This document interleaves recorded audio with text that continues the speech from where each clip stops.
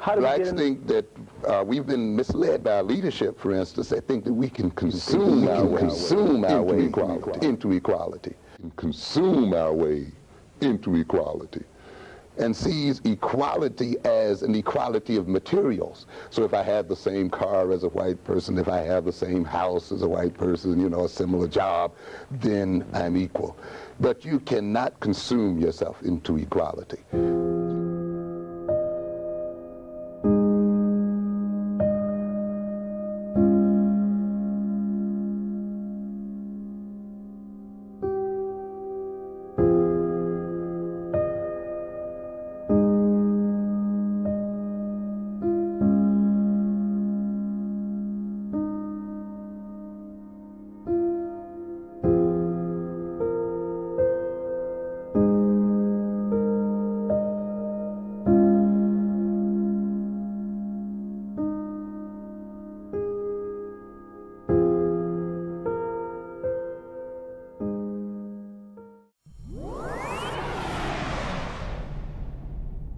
You must produce yourself into equality, and you move into equality and beyond by productive thinking. Because as long as you're consuming knowledge or you're consuming materials, the guy who is giving it to you or selling it to you is producing at the same time, which means that you never catch up with him because he's always 2 or 3 steps ahead of you. To a good extent, many of our students go into schools, college as well as secondary levels, consuming, and their minds are not being developed to produce the true means by which they will accomplish equality. Everything else is sham. That's fine. How should they deal in this kind of environment? That's a pretty difficult question in the sense of the kind of control that's maintained in the environment. It sort of leads to what I might call sort of a subterfuge, where sometimes you have to produce, as the Bible verse says, give unto Caesar what Caesar's, and at the same time, though, develop your own. Meaning that the black student quite often is placed in the position of having to regurgitate to his instructors what it is they see as important, while at the same time, outside of that sphere, developing his or her own knowledge through his or her own self-instruction as such. The other facet related to that is, I don't know whether we should really depend upon the European-oriented university to provide us with our cultural education. This is not European I'm talking about.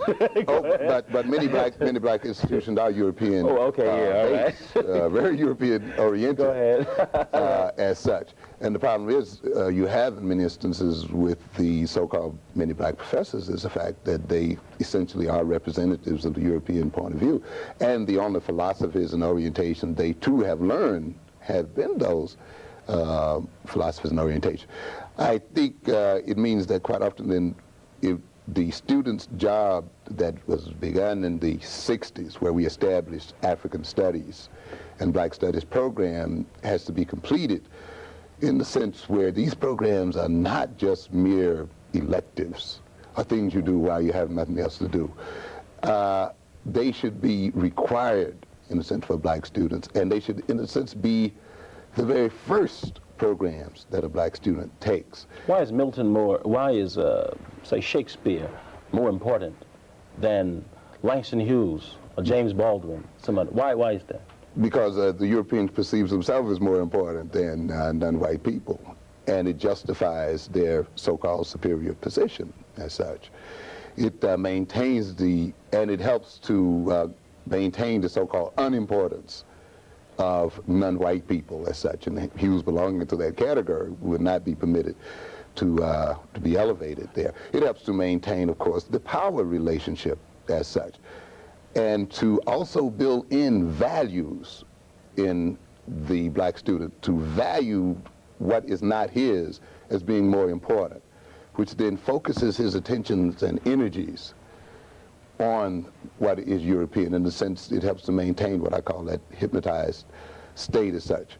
See, I don't see them as being valuable in the sense of teaching more or providing more knowledge, I see them as a part of the mechanism for maintaining a system of controls, and which is maintained not so much by knowledge, but by the refocusing of attention, the maintaining, and by the establishment and building in of values.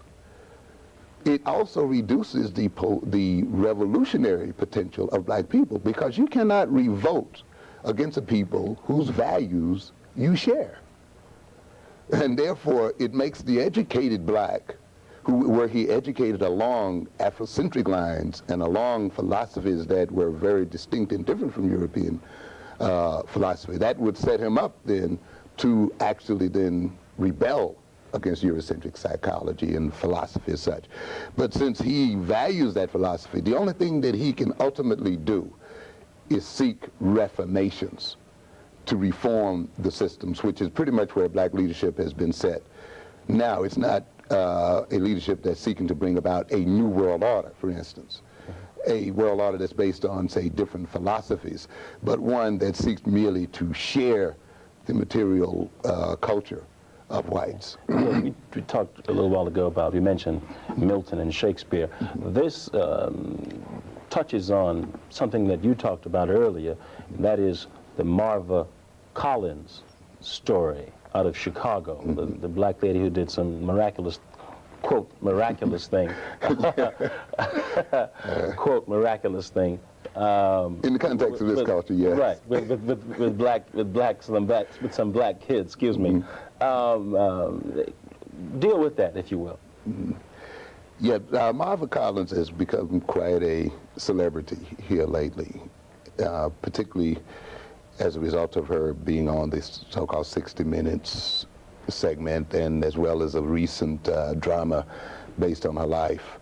And I think deservedly so, in that she was able, through her own educational efforts, to elevate the intellectual functioning of black children who ordinarily would have been consigned to those categories we mentioned in the earlier show as being learning disabled and unable to read, and move them to such a level that they, as 8th grade students, were reading at high school or beyond high school level, that their scores, their level on various standardized tests were 4 and 5 grade levels beyond what they were, what they would normally be as such.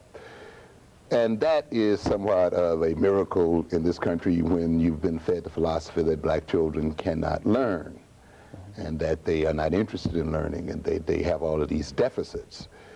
It illustrates in a very practical way that a caring person, a concerned person, or teacher in this instance, can change and revolutionize a child's way of thinking and dealing with the world and elevating that child's level of thinking. It has many other things about it, too, that I think are commendable.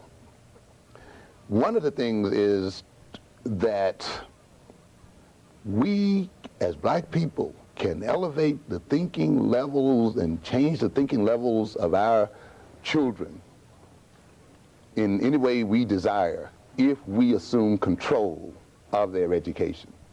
And one of the things that you find constantly, and Marva Collins is one of many situations where black children are reading now 3 and 4 grade levels, or doing math 3 or 4 grade levels beyond their current grade. That's merely one story among many. You go almost into any major urban area now, you can find black academies that are accomplishing very much the same thing in terms of scoring. The first thing you find then is, of course, that control is necessary. To have control over the learning process. I think where the integrationists misled us is in thinking that after people have told you that they don't want your children, that they think your children are inferior, that they don't think they can learn, and after we know that these people maintain their position